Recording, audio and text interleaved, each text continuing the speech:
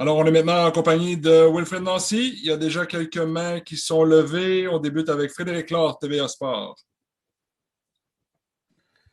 Salut Wilfred, merci de faire ça aujourd'hui, de te prêter au jeu. Ma première question, je ne tournerai pas autour du pot, c'est assez simple. Dans ton parcours personnel, te sens-tu prêt à devenir entraîneur-chef? Et l'autre partie de la question, tu me vois venir, est-ce que tu serais intéressé à prendre le poste d'entraîneur-chef du CF Montréal? Oui, bon, bien sûr, dans mon parcours a toujours été graduel. Donc, j'ai été joueur professionnel. Après, par la suite, j'ai passé mes diplômes très tôt. Et donc, j'ai pu expérimenter au niveau de l'académie. J'ai fait plusieurs années maintenant au niveau de la première équipe. Donc, aujourd'hui, bien sûr, je me sens prêt. Et donc, après, encore une fois, l'objectif premier, dans un premier temps, c'est vraiment d'amener de la stabilité au niveau du club et au niveau des joueurs par rapport à la pré-saison, vraiment me concentrer sur ça. Aujourd'hui, je suis très content de prendre le lead de l'équipe d'une façon intérimaire. La deuxième question, c'était quoi? Attends, je vais redonner la parole à Fred.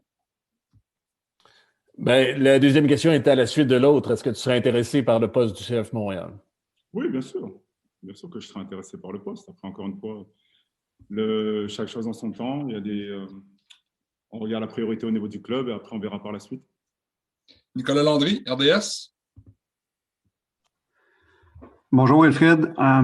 Pour faire suite à la question de Fred, je me demandais est-ce que Olivier Renard vous a clairement identifié comme un candidat à la succession de Thierry et puis quelles ont été vos discussions avec lui à ce sujet jusqu'à maintenant au cours des derniers jours? Ouais, avec Olivier, on est toujours en discussion, même quand Thierry était là. Donc, c'est ça qui est très, très bien avec Olivier parce qu'on échange, on discute. Donc, bien entendu, il y a eu des discussions, que ce soit sur l'évolution du club, sur les objectifs que l'on a sur le court terme. Donc, tout a été clair. Donc, tout se passe tranquillement. Je suis quelqu'un qui aime bien me concentrer sur le moment présent. Donc, tout a été clair au niveau du moment présent. Donc, maintenant, dans le futur, bien sûr, j'ai envie d'avoir certaines choses. J'ai envie d'évoluer. Mais encore une fois, tout est clair par rapport aux discussions que l'on a eues au niveau du club. Adi Raphaël. Oui, bonjour Will, merci Pat de me donner la parole. Will, est-ce que tu arrives maintenant ici avec un nouveau groupe, complètement un nouveau groupe? Vous aviez déjà, c'est sûr, des plans avec Thierry Henry. Est-ce qu'il y a une continuation par rapport à ce qu'on voit avec Thierry Henry ou il y a de nouvelles choses que tu souhaites mettre en place toi-même? C'est sûr qu'il y a une continuité avec Thierry parce que Thierry, au niveau de… J'ai passé énormément de bon temps avec Thierry, étant donné qu'on avait de très, très bonnes discussions sur l'aspect du football, sur l'aspect du terrain. Donc, on a pu, avec son accord, avoir un peu plus de liberté l'année dernière quand il était ici. Donc, on a pu échanger, s'exprimer. Donc, ce que vous avez vu de l'année dernière avec Thierry, ce sont des valeurs et des choses qui me parlent, pour lesquelles je vais dans cette direction-là. Donc, bien sûr, après, chaque entraîneur a des spécificités bien précises. Et moi, je peux apporter aussi des spécificités comme chaque entraîneur, mais c'est sûr qu'il y a une continuité par rapport à ce qui a été mis en place et parce que c'est le football que je prône. D'amour. Oui, bon, j'ai trouvé le unmute. Bonjour Wilfrid. Dans une autre optique, on a vu hier que Kwame Ampadu est encore présent avec l'équipe dans un temps où il y a beaucoup de choses qui ont changé rapidement. Est-ce que c'est bien de tout de même avoir Ampadu encore sur le staff? Oui, bien sûr. Kwame, on a créé des liens l'année dernière et vous en doutez qu'avec ce qui s'est passé au niveau du Covid, j'ai vu Kwame, on s'est vu plus longtemps que prévu que ma famille. Donc, du coup, les liens se sont créés. Donc, aujourd'hui, Kwame, il est là, il est content d'être là. Le club est content aussi qu'il soit là. Et après, comme je vous dis, chacun est à sa place. Tout est OK pour l'instant. Donc, rien à signaler par rapport à ça. Très content d'être avec toi, Kwame, très content d'être avec le club et les personnes qui sont autour de moi. Donc, on avance. Michel Lamarche, de la presse canadienne. Bonjour Wilfrid, plaisir de vous rencontrer. C'est la première fois que j'ai la chance de discuter. Par rapport à l'entraînement actuel, ce que j'aimerais savoir un peu, c'est où est-ce qu'on en est par rapport au nombre de joueurs présents actuellement? Est-ce que vous pouvez nous donner un portrait de ça? Puis aussi, je serais curieux de savoir s'il y a encore des absents, est-ce qu'on est capable de mener des entraînements aussi complets, aussi élaborés qu'on voudrait que si on avait tout le monde en place? Ah, très bonne question. Écoutez, déjà, par rapport à la première question, effectivement, on a une partie du groupe qui est là, donc c'était prévu. L'idée, en fait, c'est de, comme on a été arrêté pendant longtemps, l'idée, en fait, c'était de récupérer les joueurs, je veux dire, le plus tôt possible pour préparer ces joueurs à la deuxième semaine. Et il y a un autre groupe qui va arriver la semaine prochaine et on va avoir tout le groupe au complet. Donc, nous, en tant qu'entraîneurs, effectivement, je ne vais pas vous mentir, c'est un casse-tête, mais c'est excitant, ça fait partie de notre métier parce qu'on va avoir deux groupes qui ne vont pas être sur le même niveau. Donc, on a le premier groupe avec lequel on travaille, on met des choses en place. Très content de comment ça s'est passé sur les 2 dernières séances. Et après, à partir de la semaine prochaine, il va y avoir des joueurs qui vont arriver. Donc, on va repartir en arrière avec les joueurs qui sont là aujourd'hui. Mais l'objectif, c'est qu'au niveau de la 3e semaine, que tout le monde soit au même pied d'égalité. Donc, c'est pour ça qu'on a cette année 7 semaines de préparation. D'habitude, ça faisait longtemps qu'on n'en avait pas eu autant. Auparavant, on en avait eu 4 l'année dernière. Et auparavant, c'était 6. Là, on en a 7. Donc, on a tout le temps de s'ajuster. Donc, pour l'instant, tout est sous contrôle. Mais c'est sûr qu'on va beaucoup, par la suite, individualiser le travail pour remettre les joueurs à niveau, pour qu'au niveau de la 3e semaine, on ait un groupe homogène. Jeff Morancy.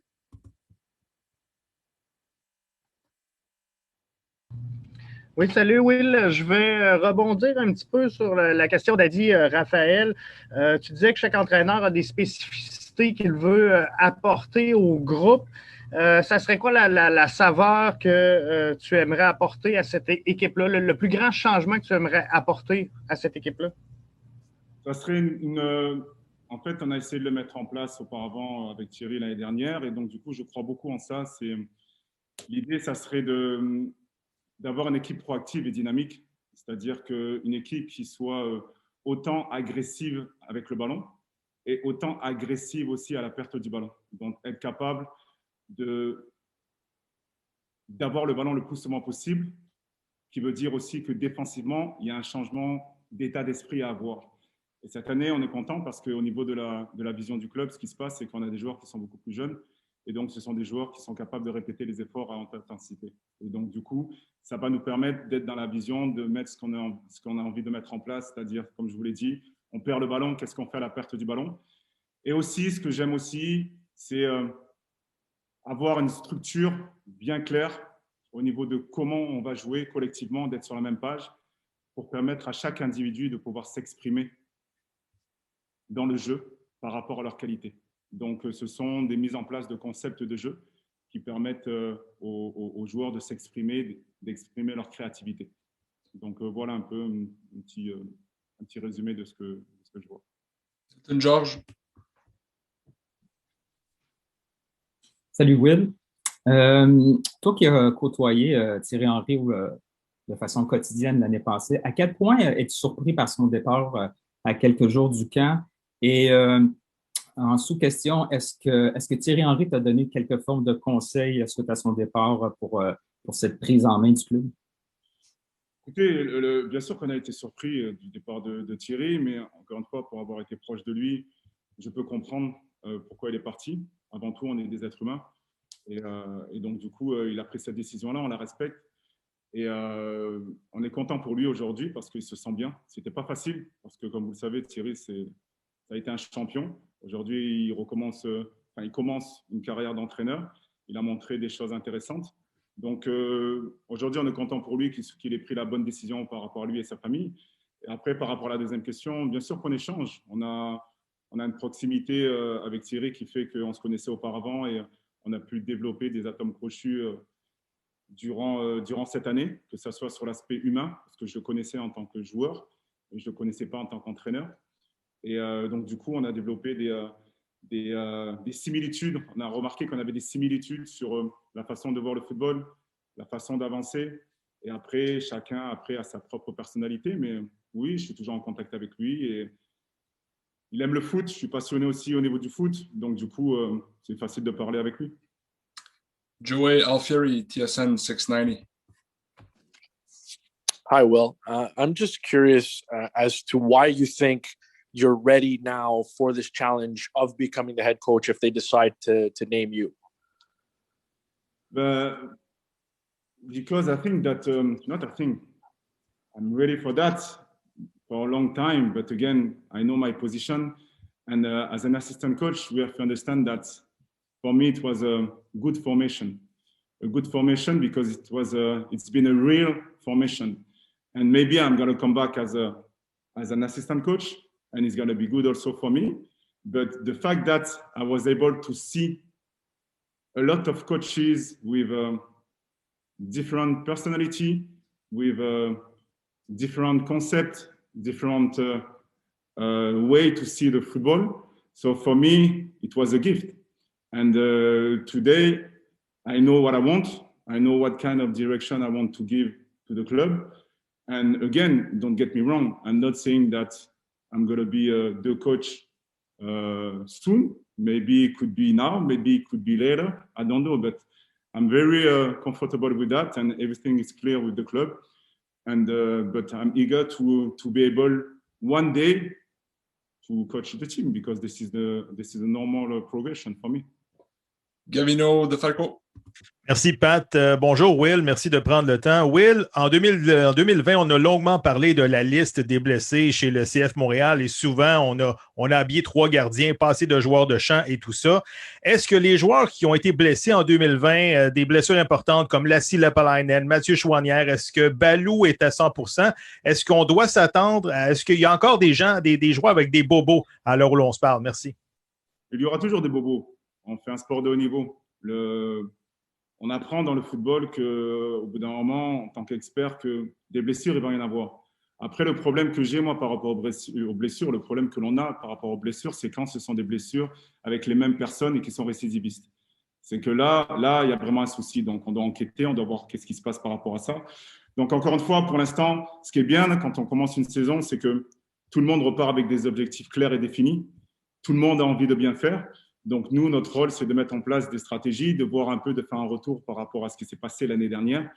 On a fait un constat, on a vu qu'est-ce qui a été bien fait, qu'est-ce qu'on pourrait améliorer. Donc, l'objectif, c'est de faire prendre conscience aux joueurs qu'on peut les aider, mais qu'eux aussi, ils doivent s'aider eux-mêmes. Dans le sens que nous, on peut tout faire ici au niveau du terrain, au niveau de contrôler tout ce qui est au niveau de la nourriture, contrôler au niveau de tout ce qui est avec les thérapeutes. Mais les joueurs aussi doivent prendre conscience, comme ils le font, qu'à l'extérieur du terrain, quand ils sont chez eux, est-ce qu'ils dorment bien? Est-ce qu'ils font les bonnes choses pour être performants sur le terrain? Donc ça, ce sont des discussions que l'on a en individuel avec les joueurs pour qu'ils prennent réellement conscience que ce métier-là, il est super exigeant et qu'il faut travailler, oui, sur le terrain, mais le plus important, c'est comment on se prépare pour être bon sur le terrain. Nicolas Landry, à nouveau.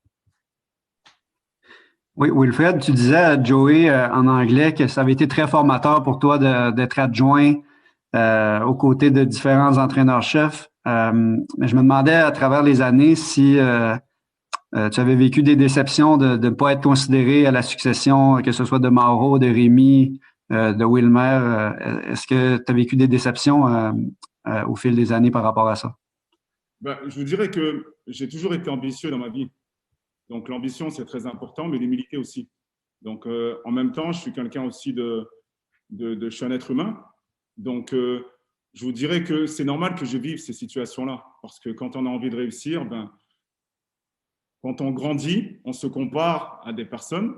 Et après, au bout d'un moment, il faut qu'on soit soi-même. Et donc, tout ça pour dire que, oui, à certains moments, je pensais que j'aurais pu être une personne qui pourrait prendre l'équipe.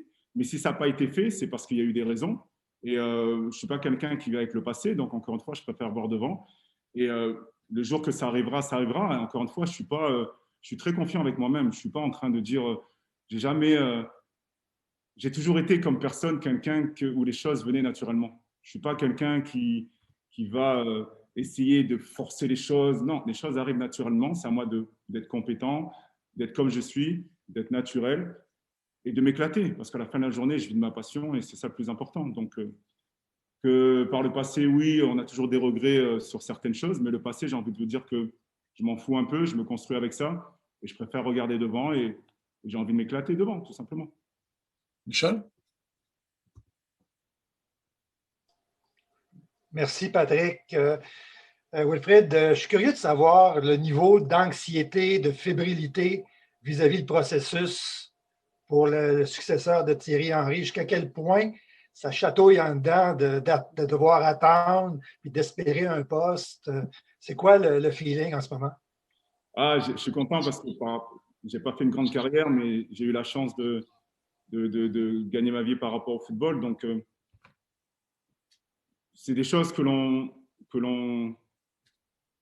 Comment je pourrais vous dire ça?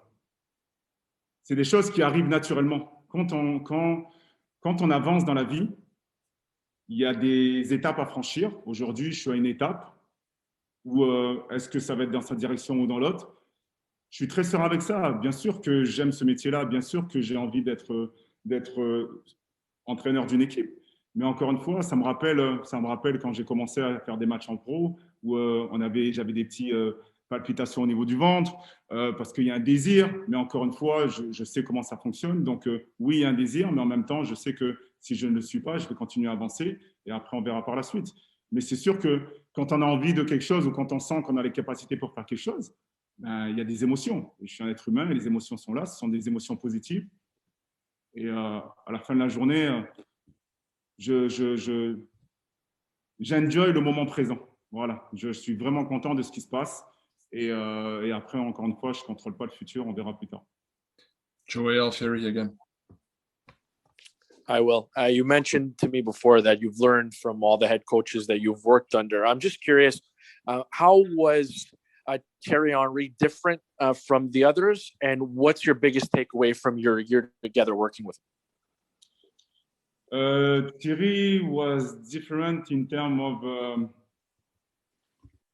the tactical aspect. So Thierry, let's say I'm going to give you an example. We can be in the office, we can talk about something, and Thierry suddenly is going to say, hey guys, I remember this game in 1982, the right back was overlapping, so what do you think about it?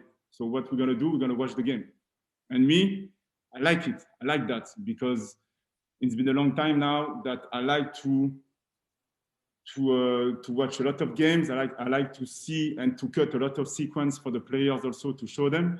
So yes, with Thierry, it was all about the tactical aspect, and we discussed a lot about this because he has a lot of ideas, and my job was to try to simplify the message for the player. So that's it for Thierry. And the second question was, I don't remember, sorry. Ce que tu retiens de l'apprentissage avec Thierry dans la dernière année? In English. Thierry, the passion for the game, because I'm passionate also. And for me, Thierry equal passion for the game and ideas. And it was good for me. It's been very good for me because I was able to push my reflection about the game with him, and we enjoyed that a lot. Paul Vince, Montreal Soccer. Thanks, Patrick. Hi, Wilfred. The squad is quite clearly younger than what we've seen before. Do you consider it stronger? Too early to analyse that? And I think you said earlier you want your team to possess the ball and play on the front foot. Now, we heard that from Remy Gard, we heard it from Thierry Henry. How do you take the team, or how do you take your squad from a mentality that it perhaps has now to one that is going to control the ball and play football, progressive football on the front foot? Yeah. My job, first of all, is for me, this is my conviction, is to guide the player towards what I want. So the fact that the team is younger, it could be, I'm saying it could be easier for them to understand and to guide towards what I want. Because when you coach older players, sometimes they have bad habits. So to change that, it could be difficult. But again, it could happen because we did it. I remember with Nacho Piatti, we did it with Marco Donadel. We changed some stuff with Mauro. So it could happen. But it's easier when you have a young team to play the way you want. So it's a day-to-day work. It's all about the concept of the game. It's all about try to how can I say that? Try to convince them, because at the end of the day, they have to act on the field for that. So it's a day-to-day work. Like today, the purpose of the practice was to, I have to call it like this, run together. Run together means that we have the ball, we try to score, yes, but how are we going to be able to run together to unbalance the opposite team? How we can manipulate the opposition by moving the ball, by running together to disrupt the line. So it's a day-to-day work, and I like it because at the end of the day, we have a vision. And as a coach, yes, we need to win. Yes, we have to win, but how are we going to win? And the process, this is the most difficult part, because the players, they have to take ownership about what they want to do. And this is this is my way of thinking. And for me, I am a big believer on that, because it's impossible for us as a coach to tell them everything. But they have to understand, when we have the ball, what do we have to do? When we don't have the ball, what do we have to do? When we have the ball, but we are not in the attack, not involved in the attack, what do we need to do if we lose the ball? So there is a lot of concept behind the game that the players have to understand. And my job, our job as a staff, is to be clear and simple, because they have to take, in terms of decision making, it has to be quick. So that's why this is all about repetition, repetition, repetition, and enjoyment also. Because at the end of the day, they have to enjoy what they do, because it's going to be too difficult for them to try to do it on the pitch. Une dernière question, Jeff Morancy. Sous toute réserve, Will, je crois que c'est Olivier Renard qui nous avait parlé de la possibilité de voir le club s'en aller à Vancouver pour quelques matchs amicaux. Est-ce qu'il y a des détails à ce moment-ci que vous pouvez partager sur le déroulement des camps et des matchs qu'on pourrait voir à l'intérieur du camp? Non, pour l'instant, c'est difficile de répondre à votre question, parce qu'il faut prendre en compte que cette année, jouer au Canada, comme vous le savez, c'est très difficile. Donc, on est en train d'essayer de mettre des stratégies en place pour voir où on peut être capable d'aller pour jouer des matchs amicaux. Il faut savoir qu'en général, on joue 5 à 6 matchs amicaux avant le premier match. Pour l'instant, on est loin de ça. Donc, l'idée, c'est de voir où on va aller. On a des idées, bien sûr, où on va aller pour nous permettre véritablement de jouer ces matchs amicaux-là pour préparer l'équipe pour le premier match et pour la saison. Donc, c'est sûr qu'on va être là pendant quelques temps. Et après, par la suite, on va partir. Donc, l'idée, on s'entraîne actuellement. Ça va être la première fois, effectivement, qu'on va s'entraîner peut-être pendant longtemps à Montréal. Mais l'idée aussi, c'est au niveau du club, c'était de garder de la fraîcheur mentale pour les joueurs, parce que quand on sera parti, on sera parti. Donc, combien de temps on va rester, on ne sait pas. C'est encore trop tôt. Mais en accord avec les joueurs, en accord avec tout le monde, en accord avec le club, la moins pire des solutions, c'était de s'entraîner ici pendant un certain temps et après de partir pour continuer la pré-saison et jouer la saison. Merci beaucoup, Wilfred, pour ton temps cet après-midi. Merci à vous. Bonne journée. Merci. Merci à tous les membres et abonnés qui étaient avec nous aussi en direct sur le collectif. Je vous rappelle qu'il n'y a pas de conférence vidéo demain, la prochaine, probablement jeudi après-midi. So no video conference tomorrow. The next one will be on Thursday afternoon. Thank you. Merci. Bon après-midi.